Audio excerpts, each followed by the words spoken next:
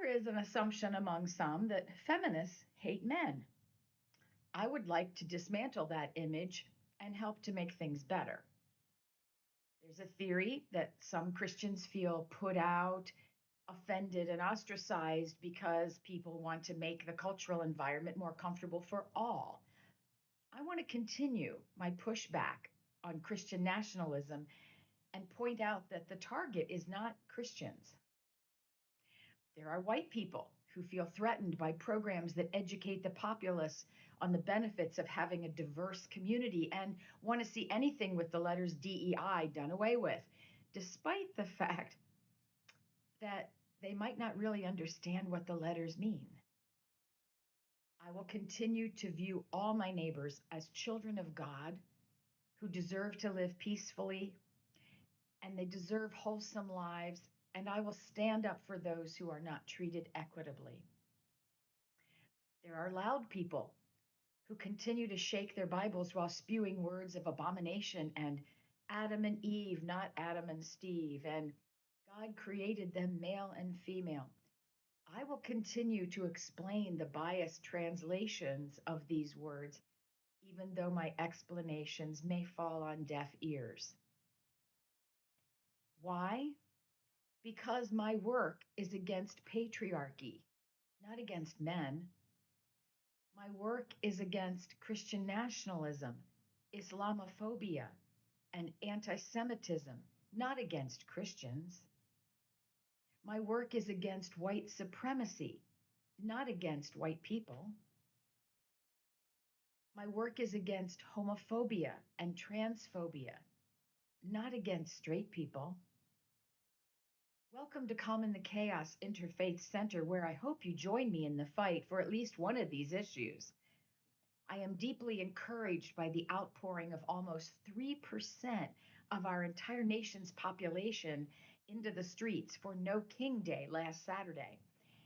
We are the movement that is saying no louder and louder, and it's impossible to be ignored, even by people who have blinders on so they can still only see red ball caps. Why is this a God talk? Easy. Because we are to leave the world better than we find it. We are to apply the lessons from major world religions and work towards unity, towards a just and equitable community where everyone is fed, where everyone has shelter for the night, where everyone can get medicine they need, and no one lives in fear. Let's take a closer look at that Eden-like culture. What might it look like actually? Well, we'll start with the patriarchy. Before there were Christians and Jews and Muslims, there were religions. Some of those religions were led by women, some by men. And then came Moses, Abraham, and the rest of the gang from the Middle East who ordained by God, they were ordained to complete very specific tasks and to be leaders here on earth. Now, with them came a set of 613 very specific laws, some of which are weaponized today as control and fear tactics. These laws were originally given in the hopes that following them would bring people closer to God, and many of them had practical significance as well when written. Few of us even attempt to follow all of these today, as many of them have little relevance in the 21st century. Orthodox Jews, however, come closest in my learnings to following the letter of the law in 2025. Here's an abbreviated list from the books of Leviticus and Deuteronomy. I won't read all 613. Just a question, how many of these do you follow? I'll just do a little slideshow here.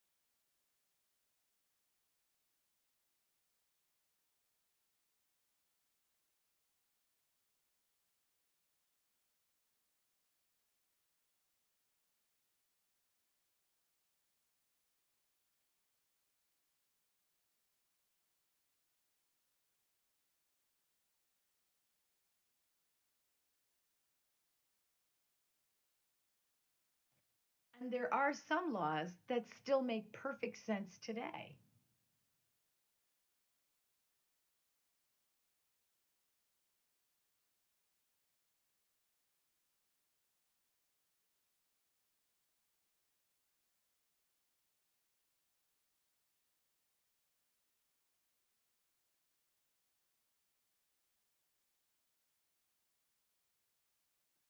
Some of the laws are just humorous.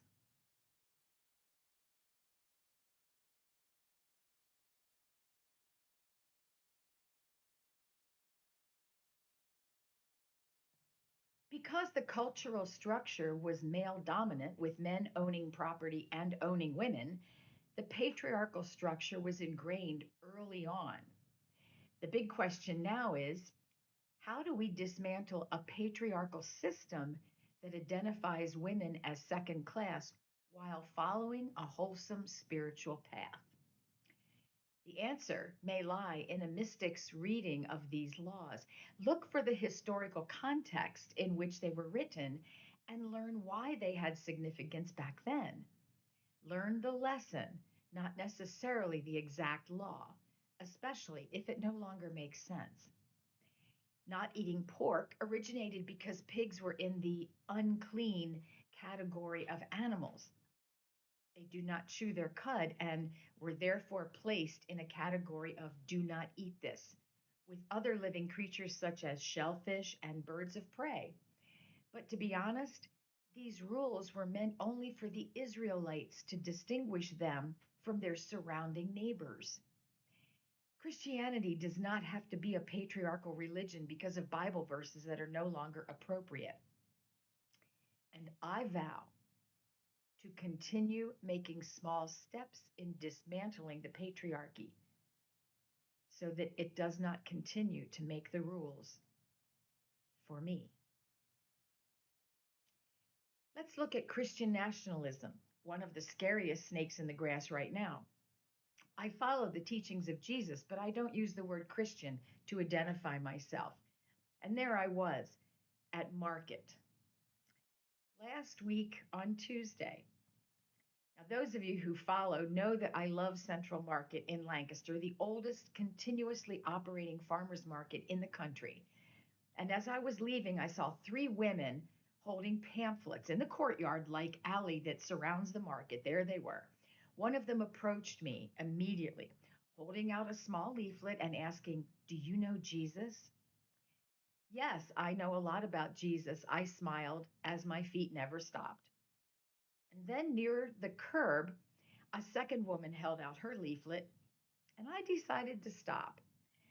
How do we ever learn and expand our spiritual worlds if we don't talk with one another? This time, my words were, "Yes, I know a lot about Jesus. Have you asked Barbara?" And I nodded to the omnipresent woman sitting on the steps with her coffee can held out, "What she would like to eat today?" "Yes, we talked to her several weeks ago," said the woman, "but she didn't eat the bagels that we gave her."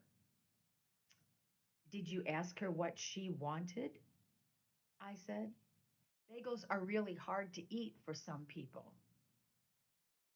See, building the Christian platform by electing conservative Christians to all seats in government and school boards and wanting everyone to be Christian shouldn't be the goal. Being Christ like should be the goal. I vow to continue to push back on the Christian nationalist agenda, but that doesn't mean I don't love Christians. I attended a gathering recently where I engaged in conversation with a person about companies such as Target and Disney who had recently stopped their DEI training programs. The other person jumped on the topic with fervor and announced she was glad they had come to their senses, what with all the DEI hires taking jobs that they didn't deserve. Here's where I'm probably more outspoken than many of my viewers. I asked if she understood that diversity isn't only about race. It's about not having sidewalks, slopes at intersections so that our neighbors in wheelchairs can maneuver easily. Did she realize that it meant someone could refuse to hire you because you're a pregnant woman?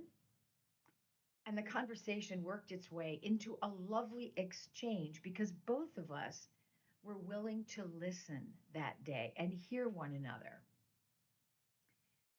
I vow to continue to celebrate diversity and work for equity and inclusion and justice for all. I borrowed that last phrase from our Pledge of Allegiance. And finally, I vow to explain yet again how those pesky verses from the Bible are used to clobber people with diverse gender identities and diverse orientations. From using the pronoun they to mean one person, to accepting and valuing a coworker with his blue mohawk and painted fingernails, I vow to stand up and show up for my brothers and sisters. We all need to be loved. We all need stitches when our bodies are wounded. We all need soup when we're sick. We all want to be seen and heard and valued. Why is this so hard? Why do we need to judge and ridicule? Well, probably because we're afraid. And what we don't understand, we fear. Let's open conversations with one another. I mean, in a time when it seems as though we're divided more and more each day by a signature on yet another wild idea in the White House, let's do the work here on the ground. Boots on the ground, my sister says. Yes, we are the boots on the ground to hold one another up and to love one another through the chaos. Blessings on all.